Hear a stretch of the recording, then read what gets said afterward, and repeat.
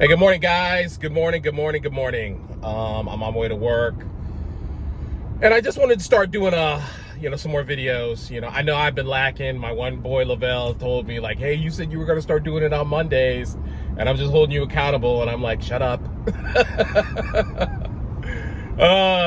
So yeah, please bear with me. I'm trying to get back into the groove. I've just been really all over the place, just, trying to deal with some changes that have been going on in my career and in my life. With me trying to, get a house, build a house, da da da da.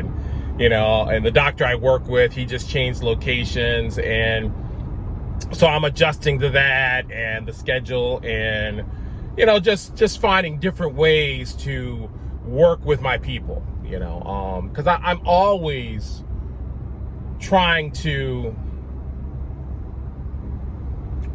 give my clients extra. I'm always trying to meet the need of what they're dealing with. Because it's not just about drugs and alcohol. If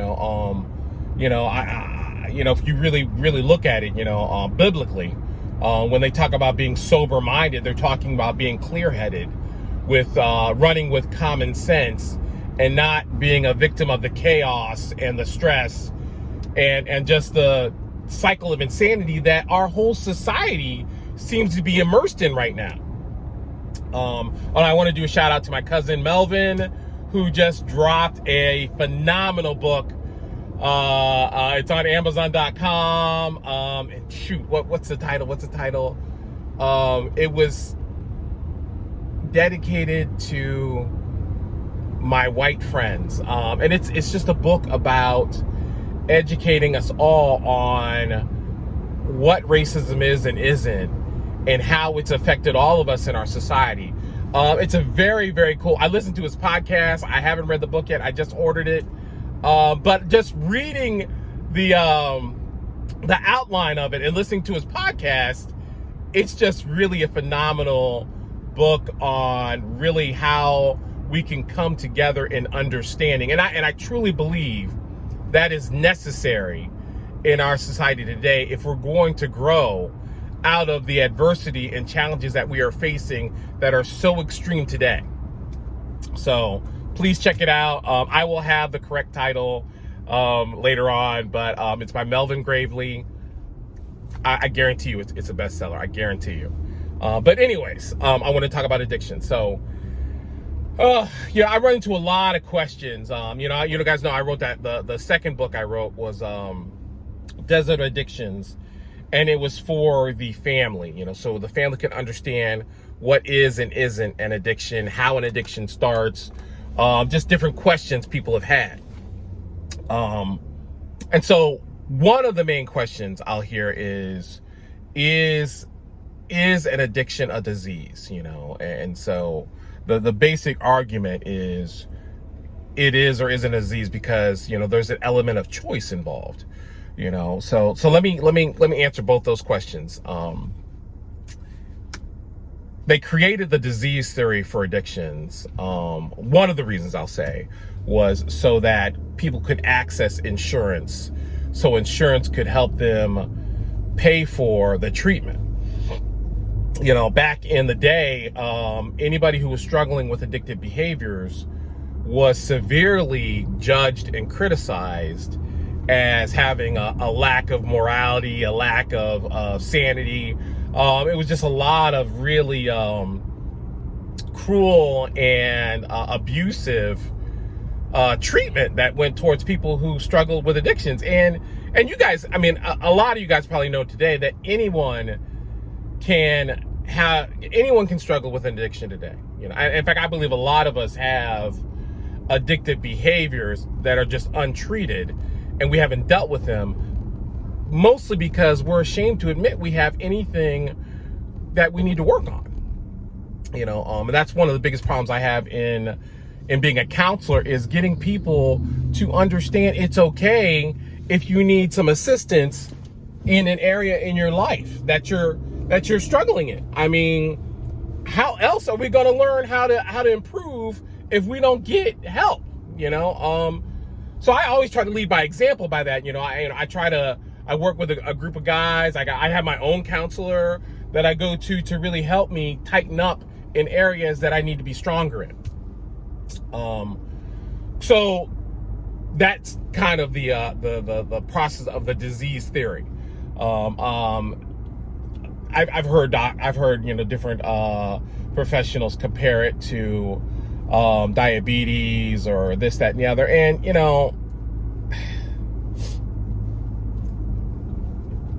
there's a lot of things that we can improve in our life that we've accepted as the norm that we shouldn't. Like diabetes. Like I am diabetic, and I actually just saw my doctor yesterday to do a checkup. And I told her, I said, look, I want to come off of my medicine, my diabetes medicine and my blood pressure medicine eventually. And I had just lost like 6 inches working out with my trainer. We have been getting it, with my nutrition and my exercise, between her, Brandon DeMont, my boxing class. I mean, I'm doing a lot. I'm doing a lot to really improve my health, and you guys know I work out mostly for my stress. And I also work out to improve my health. But, like when the coronavirus first came out, I was all about my vitamins and nutrition because I wanted to strengthen my natural immune system, which they don't talk about enough, but don't get me started. So anyways, I was talking to my doctor, and she was kind of poo-pooing the whole situation. Now, mind you, doctors have a whole different thought stream, they're more trained in pharmaceuticals than natural homeopathic ways of being healthy, So we were talking, and she says, with the medication you're on, some people, most people will tend to stay on it because it helps regulate a system that has been damaged because of the diabetes. And I said, and I'm listening, right? And she sees my face, and then at the end she says, but if you continue to lose weight, you will come off of a lot of your medication. Now, my goal is to come off all of it. And in my mind, I'm like, okay, challenge accepted. We will see what we can see, because I still have, I want to at least lose I don't know, between at least another 6 to 8 inches, in my opinion, which would probably equate maybe 25, 30 more pounds, maybe more. We'll see. But, I'm all about, in my mind, I can become more healthy. And I've seen testimonies of people doing that. Sorry, my allergy medicine is not kicked in yet. And so in just that case, we can create a healthier system, outside of pharmaceuticals, but we have to take on a whole different mindset and a whole different lifestyle. The same thing is with addictions, you have to be willing to take on a whole different mindset and a whole different lifestyle to not only sustain sobriety, but to enhance it and make it satisfying. So, that's, my theory on, the disease concept of addictions, okay? So on whether it's a choice or not is the other big question I get, and there's validity on both sides, okay? Yes, it is a choice, but the problem is it's not an informed choice. There's a lack of education and understanding in addictions across the board. We don't talk enough about how it develops, and so I might have to do a whole nother video on it. So I'm going to try to keep it short. The basic ingredients of how an addiction starts is not only born out of ignorance, because we don't understand the dangers of sampling substances, one, because there's no education. It's just like I talked about this in another video about remember when there was a huge boom in teenage pregnancies. Kids were getting pregnant left and right because they didn't understand the science of sex, okay, not the emotional part, but the whole science. You know, the issues with the pre-cum that comes out in the clear fluid from, you know, the man's penis, to the different times that a woman is more susceptible to get pregnant, to all these things that we didn't understand any of that. We didn't even understand how to put on a condom correctly, you know. And so we went into this campaign to educate in the schools about pregnancy. And when we did that, when we brought in the robotic babies, when we brought in the condoms and showed how to put on a condom, when we talked about safe sex and the diseases that can happen because of unprotected sex, when we talked about all those things and educated teenagers about this, because I remember when I was a teenager, you know, because y'all know I'm 53, you know, so back in my day, we still believed in the pull-out method. You know, you pull out right before you're about to ejaculate. You know, not understanding that there's all those fluids that are coming out of us before the main event, before the main climax, that have the seeds of life in it. You know, we didn't know that, you know. So we believed in the pull-out method. We believed in the ovulation timing or whatever, when people couldn't get pregnant. All these things, we were just going with basic rumors on how people got pregnant. You know, some of us even thought that deep French kissing, you know, because it caused us to get all tingly and excited, was part of pregnancy. You know, so we were completely ignorant. So when they educated us, teenage pregnancy went down. You know, so what I'm dealing with, I have not run into a client yet that fully understood how addictions, you know, manifested when they started. They all started innocently at a party, at a get together, whatever, you know, and they didn't understand how it grows through tolerance, you know, and starts to become a manageable. Nobody gets, for those of us who drink, it started off with 1 or 2 beers to where we were feeling good. And then as we get older, 1 or 2 beers don't do anything. You know, we've got to go to the 6-pack or something harder. You know, and so that's the basics of tolerance, and it's a gradual thing.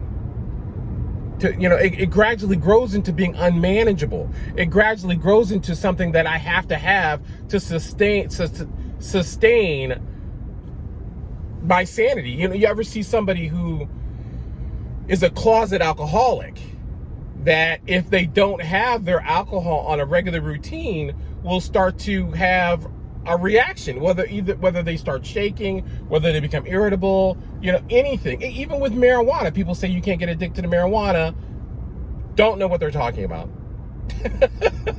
They're comparing it to hard addictions like heroin, cocaine. That's what they're comparing it to. But anybody I talk to who is a professional marijuana smoker, if they stop smoking marijuana and go cold turkey, there will be a reaction. They don't necessarily go into the severe withdrawals of having the shakes and cold sweats or whatnot, but you will definitely know a change in their attitude. Come on. We got people whose attitude gets crunchy when they stop drinking coffee. Please, so I know. I've seen it with just marijuana that's all natural, whatever. Look, when I was first diagnosed with diabetes and I started changing the way I ate and my relationship with sugar, there was a reaction because I was so used to a level of carbohydrates that was unhealthy that when I started to come off of it, I would get headaches. I would feel funny. I mean, there were so many different, with anything that your body has become accustomed to. If you stop doing that thing, there will be a reaction. That's just the natural way of things, you know? So those are the two concepts on disease theory and the choice about addictions. So I just wanted to kind of drop that knowledge on you guys, just so you guys can understand some more. I'm going to give some more tips and talks about it on some of my other platforms. I'm going to start doing more TikTok videos. You know, those things are like, it's so hard to do like a 60-second video to drop information, but I'm watching other people do it, and it's kind of cool. So I'm gonna see what I can do. I'm gonna see what I can do, y'all.